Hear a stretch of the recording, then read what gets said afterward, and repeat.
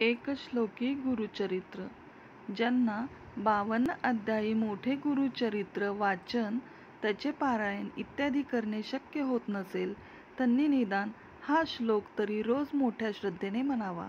दत्ताचा अवतार झाला कलियुगी, श्रीपाठ पीठापुरी, त्यामागे दुसरा नृसिंह सरस्वती, करंजका ग्रामांतरी, तीर्थे हिंडत पातला, भिलूवडईची या संगमा, तेथून या मठ गंगापुरी, वसेवारी दिनांच्या श्रमा. श्री एकश्लोकी गुरुचरित्र वाचावे.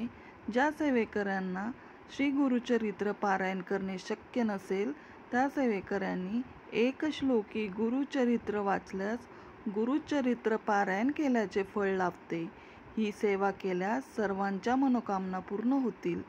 अंतःकरण असताच पवित्र, सदा वाचावे श्री गुरुचरित्र. सौख्य होम इह परम.